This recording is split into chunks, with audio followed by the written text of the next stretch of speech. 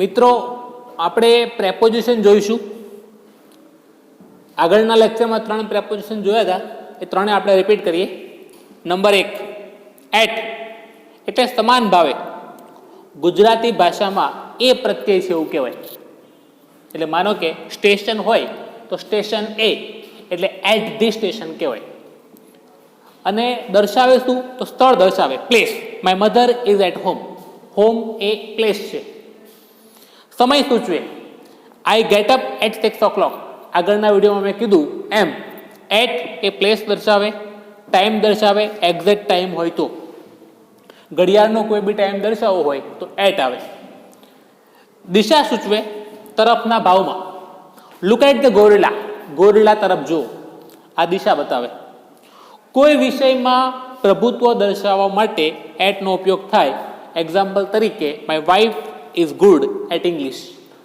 I am good at English. I am good at football. એટલે વિષયના પ્રભુત્વમાં કોઈ તમારી સ્કિલ હોય એ માટે આપણે એટ વાપરીએ. આ વિષયના પ્રભુત્વમાં એટ છે એ મોટાભાગે બાહ્ય એક્ઝામમાં પૂછાતું હોય છે, એટલે ધ્યાન રાખવું. હવે નાના શહેર, ગામડા કે વિસ્તાર દર્શાવવા માટે પણ એટ વપરાય. મોટા શહેર દર્શાવવા માટે ઇન વપરાય, કારણ કે મોટા શહેરની અંદર નાનું શહેર આવે. માનો કેમ કહેવાય કે my friend lives at Modasa. Modasa એ નાનું સ્થળ કહેવાય. My friend was brought up in Delhi. Delhi એ મોટું કહેવાય. આપણે રીતે કહું તો આમ કહેવાય કે આઈ લીવ ઇન ભાવનગર. જો ભાવનગરમાં રહેતા હોય તો, કારણ કે ભાવનગર ડિસ્ટ્રિક્ટ છે, મોટું શહેર છે. પરંતુ તળાજામાં રહેતા હોય તો આઈ લીવ એટ તળાજા એમ કહેવાય. એટલે નાના શહેર માટે એટ વાપરીશું, મોટા માટે ઇન વાપરીશું. હવે ઇન અને ઇનટુ. ઇન અને ઇનટુ. ઇન એટલે માં અંદર, ઇનટુ એટલે માં અંદર. પણ બંનેમાં ફરક શું છે? તો કે ઇન એટલે કોઈ વસ્તુ સ્થિર છે, કોઈ જગ્યાએ ત્યાં પડેલી છે. અને ઇનટુ એટલે ગતિ દર્શાવે. એક્ઝામ્પલ તરીકે, ઇન એટલે અંદર પરંતુ તેમાં સ્થિરતાનો ભાવ હોય. The students are in the library. વિદ્યાર્થીઓ લાઇબ્રેરીમાં છે. એટલે વિદ્યાર્થીઓ જ્યાં બેઠા છે તે કેવા છે? સ્થિર છે. ઇનટુ એટલે પણ અંદર પરંતુ તેમાં ગતિનો ભાવ છે. Students are going into the library. લાઇબ્રેરીમાં જઈ રહ્યા છે, જવામાં ગતિ છે. એટલે જો અંદર બેઠેલા હોય તો ઇન, પણ જવાની ક્રિયા ચાલુ હોય તો into. The students are going into the hall. નોંધ, ગતિ સૂચવતા ક્રિયાપદ સાથે ઇનટુ આવે. ગો એ ગતિ સૂચવતું. Read, the students are reading into the class. વાંચવું એ ગતિ સૂચક ક્રિયાપદ છે, એટલે ગતિ સૂચક ક્રિયાપદ સાથે ઇનટુ આવે. સ્થિર ક્રિયાપદ સાથે ઇન આવે. ક્રિયાપદ ન હોય તો ઇન આવે. The students are in the class. હવે બાય. બાય એટલે વડે અથવા દ્વારા. વડે અથવા દ્વારા આવો ભાવ સૂચવે. A letter was written by me. Passive construction છે, બરાબર. પત્ર મારા વડે લખાયો. અથવા સમય દર્શાવવા માટે પણ વપરાય. I will come back by 10 PM, કે 10 વાગ્યા સુધીમાં આવી જઈશ. પણ આ ચોક્કસ સમય નથી. બાય 10 PM એટલે 10 થી અંદર, 10 પછી નહીં, પણ 10 પહેલા. પણ ચોક્કસ સમય હોય કે હું 10 વાગે આવીશ તો I will come back at 10 PM. પરંતુ ત્યાં સુધીમાં હોય તો બાય આવશે. કોઈ સાધન વડે મુસાફરી થયાના અર્થમાં. માનો કે we went to Shimla by flight. હું ફ્લાઇટમાં શિમલા ગયો. Went to Shimla by bus, by train, by bicycle. પરંતુ જો આપણે ચાલીને જતા હોય ત્યારે બાય આવશે નહીં. ઓન ફૂટ યાદ રાખવું. ક્યારે? ચાલીને જતા હોય ત્યારે. I go to school on foot. હવે જોઈએ ફોર્થ, વિથ. વિથ એટલે થી, વડે, સાથે. સાથેનો અર્થ. My daughter goes to school with Kevin. ની સાથે. કોઈ સાધન વડે ક્રિયા થવાના સંપર્કમાં પણ. My sister cuts an apple with knife. કે ચપ્પુથી કાપે છે, તેની સાથે જાય છે. એટલે થી, વડે, સાથેના અર્થમાં આપણે વિથ વાપરીશું. ઓન. ઓન એટલે ઉપર. પણ ઉપર હોય એ ભાવ કેવો હોય? સ્થિર હોય, અડકીને હોય, બરાબર. કોઈ એક ચોક્કસ વસ્તુને સ્પર્શ કરીને બીજી કોઈ વસ્તુ હોય ત્યારે ઓન વાપરીએ છીએ. The book is on the table, કે ટેબલની ઉપરની સપાટી ઉપર છે એટલે ઓન વાપરીએ. નિશ્ચિત સમય દર્શાવવા પણ વપરાય, પરંતુ મેં કાલે વાત કરી એ પ્રમાણે કેલેન્ડરનો સમય હોય તો આપણે ઓન વાપરીએ. He will come on Sunday. અને આપણે ઉપર વાત કરી હતી બાયમાં, એમ પગે ચાલીને જવાના અર્થમાં આપણે શું વાપરીશું? તો કે ઓન વાપરીશું. I go to school on foot. Up, up એટલે ઉપર, ઉપર તરફ એવો ભાવ દર્શાવે. ઉપર તરફ ગતિ સૂચવતા ક્રિયાપદની સાથે અપ આવે. જો યાદ રાખજો, ઇન્ટુ ગતિ સૂચવતું ક્રિયાપદ સાથે આવે, અપ ગતિ સૂચવતા ક્રિયાપદ સાથે આવે. શી ક્લાઇમ્બ અપ ધ હિલ, કે તે પર્વત ઉપર ચડી. પણ ચડવાની ક્રિયા કેવી છે? ગતિ છે. ઓન ધ હિલ નહીં આવે, કારણ કે ચડવાની ક્રિયા ચાલુ છે. શી ક્લાઇમ્બડ અપ ધ ટ્રી, એમ ચાલે. ઓવર, ઓવર એટલે ઉપર, ઉપર એટલે ઓન એટલે પણ ઉપર થાય, પણ ઉપર અડકીને છે. ઓવર એટલે આપણી ઉપર, માનો કે આપણી ઉપર પંખો છે એટલે ઉપર ટીંગાતું, ઉપરથી પસાર થતું, આ બધા માટે ઓવર આવે. માનો કે પ્લેન ઉપરથી પસાર થયું તો આપણે ધ પ્લેન માટે ઓન નહીં વાપરીએ, કેમ કે ત્યાંથી પસાર થયું છે એટલે શું વાપરીશું? ઓવર. કોઈ વસ્તુ ઉપર હોય પરંતુ અડકેલ ન હોય, ઉપર હોય પરંતુ અડકેલી ન હોય, અને ઘૂમતી, ટીંગાતી, લટકતી કે ઉડતી હોય તેવું દર્શાવવા માટે ઓવર વપરાય. The fox jumped over the fence, કે ફોક્સ વાડ ઉપરથી જમ્પ માર્યો. The bridge is over the river, bridge નદીની ઉપર છે. ભલે પિલર ઉપર ઊભો હોય પરંતુ બ્રિજ આખો નદી ઉપર ઓવર જ ગણાય, ઓન ગણાશે નહીં. અબવ, જો ઓન અને ઓવરની જેમ અબવ એટલે પણ ઉપર થાય. ઓન એટલે કોઈ વસ્તુ બીજા ઉપર સ્થિર હોય, બરાબર. ઓવર એટલે આપણી ઉપર ટીંગાતી હોય અથવા ઉપરથી પસાર થતી હોય.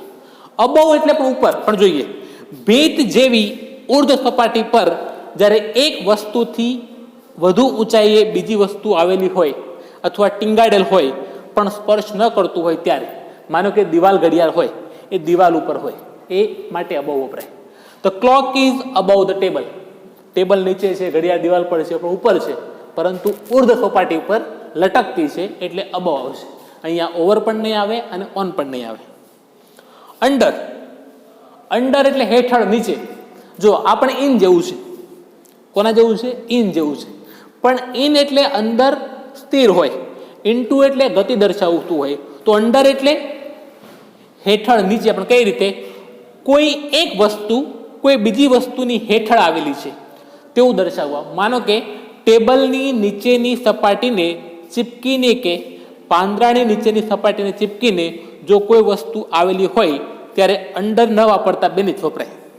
જો there is a basket under the table, ટેબલની અંદર બાસ્કેટ છે, બરાબર, એટલે હેઠળ છે, બરાબર. જો અહીંયા ઇન નહીં આવે, અને ટેબલની નીચે ચીપકાયેલું કંઈક હોય તો બેનિથ આવશે, પણ ટેબલની અંડર છે, બરાબર, હેઠળ છે, ટેબલની હેઠળ છે એટલે અહીંયા આવશે અંડર.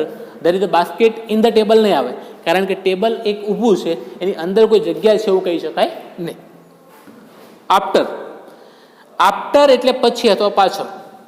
સમયના સંદર્ભમાં વપરાયેલ હોય તો પછી એવો અર્થ થાય.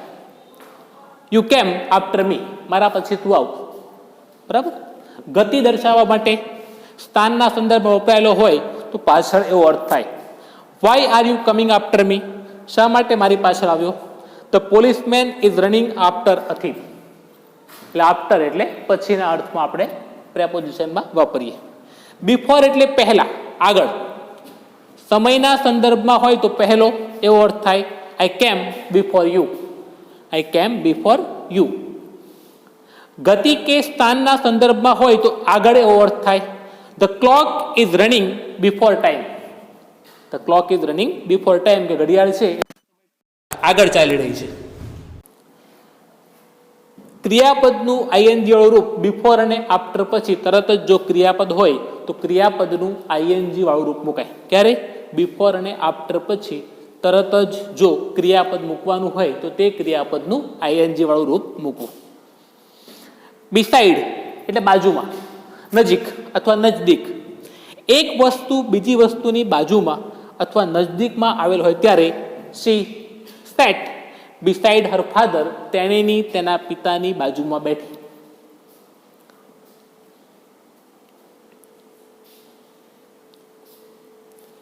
હવે બિસાઇડ અને બિસાઇડ્સ બંને અલગ છે, ધ્યાન આપજો.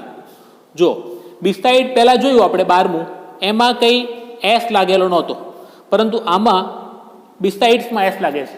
બિસાઇડ્સ એટલે તદુપરાંત. શું થાય? તદુપરાંત.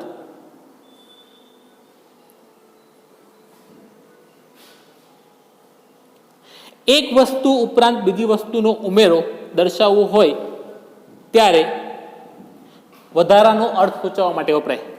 બિસાઇડ્સ ધીસ બાઇસિકલ, આ બાઇસિકલ ઉપરાંત આઈ હેવ ન્યુ વન. જો ઓલું બિસાઇડ હતું એ બાજુમાં, અને આ બિસાઇડ્સ એટલે તદુપરાંત, કે બિસાઇડ ધીસ બાઇસિકલ, આ બાઇસિકલ ઉપરાંત આઈ હેવ ન્યુ વન, મારી પાસે બીજી એક છે. અમોંગ, અમોંગ એટલે માં વચ્ચે અથવા ની વચ્ચે. બે થી વધારેની વચ્ચેના સંદર્ભમાં, બે થી વધારેના વચ્ચેના સંદર્ભમાં અમોંગ વપરાય. માનો કે 4 વ્યક્તિ ઊભા છે તો Ajay is among this people, કે આ લોકોની વચ્ચે અજય છે. બરાબર.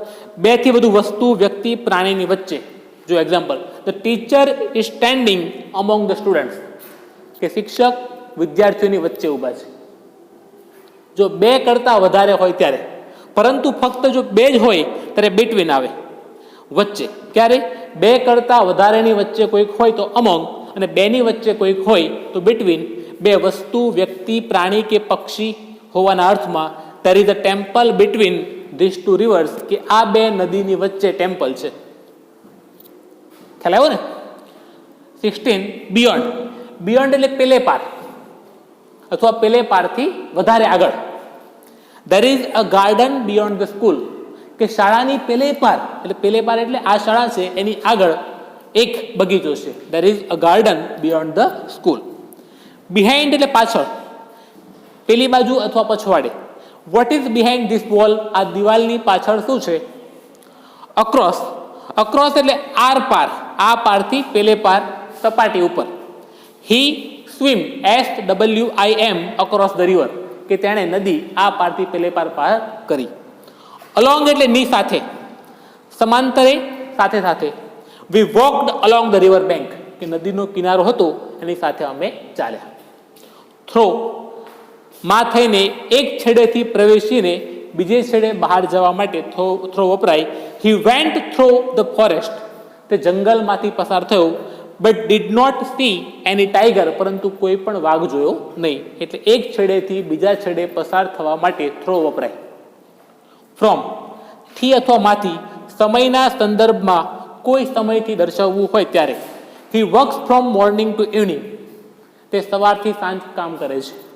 he works from 8 am to 8 pm, તે સવારે 8 થી સાંજે 8 સુધી કામ કરે છે. એટલે કોઈ ક્રિયા શરૂ થઈથી ત્યાં સુધી એવું દર્શાવવું હોય તો ફ્રોમ વપરાશે.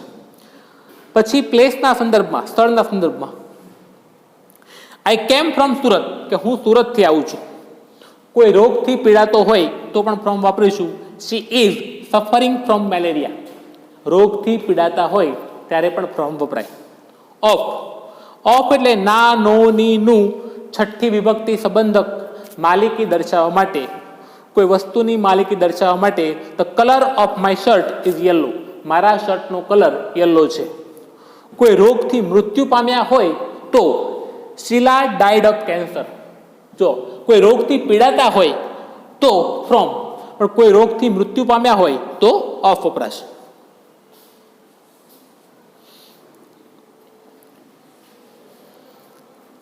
જો ડાઈ, ફાઉન્ડ, અફ્રેડ વગેરે પછી ઓફ વપરાય.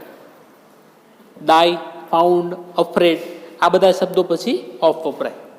આઈ એમ ફોન્ડ ઓફ રીડિંગ બુક્સ, કે હું બુક વાંચવાનો શોખીન છું. એટલે આવા શબ્દો પછી શું વપરાશે? ઓફ વપરાશે. ફોર, ફોર એટલે માટે અથવા થી સુધી, કોઈ સમયગાળો સૂચવવા માટે વપરાય.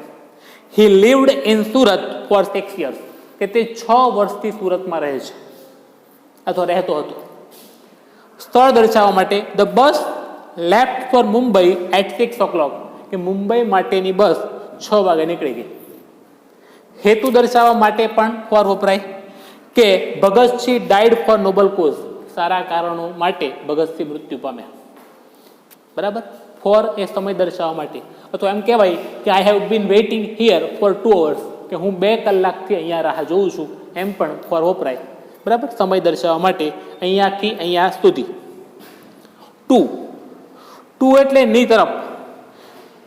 Arya goes to school every day, કે આર્યા દરરોજ શાળાએ જાય છે. Arya reads English from 7 PM to 8 PM.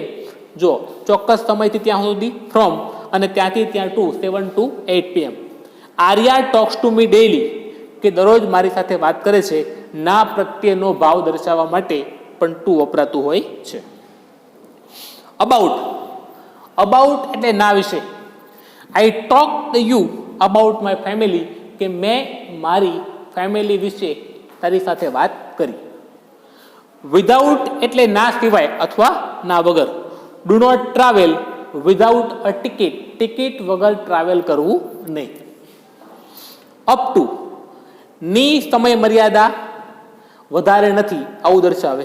I will wait up to 8 o'clock, કે હું 8 વાગ્યા સુધી રાહ જોઈશ. I will wait up to 8 o'clock. અથવા he walked up to the edge, edge એટલે છેડો, એને છેડે સુધી ચાલ્યો, વધારે નહીં, ત્યાં સુધી એમ. એટલે આ રીતે અપ ટુ આવે. ટીલ એટલે ત્યાં સુધી.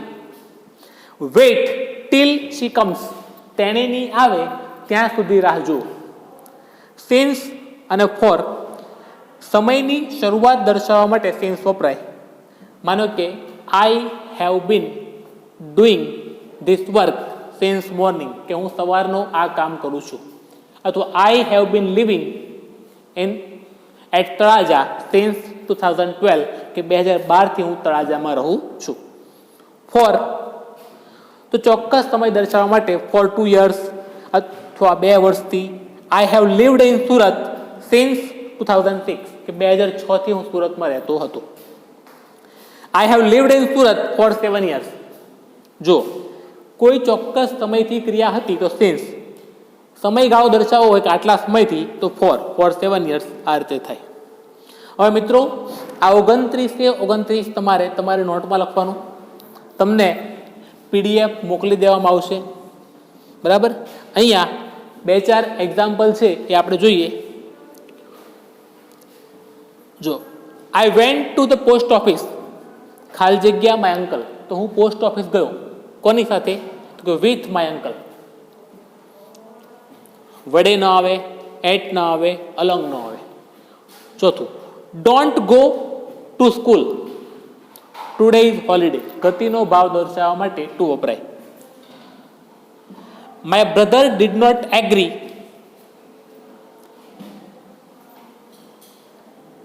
અહીંયા છે ને ઓન અને વિથ બંને વાપરી શકે. એગ્રી ઓન માય પ્રપોઝલ, તો agree with my proposal. He did not go out, he did not go out till the rain stopped, વરસાદ ન ઉભો રહે ત્યાં સુધી તે બહાર નીકળ્યો નહીં. હી હેઝ બીન ઇલ, ક્યારનો માંદો છે? તો કે મંડે, એટલે કે સિન્સ મંડે, કે તે સોમવારનો બીમાર છે.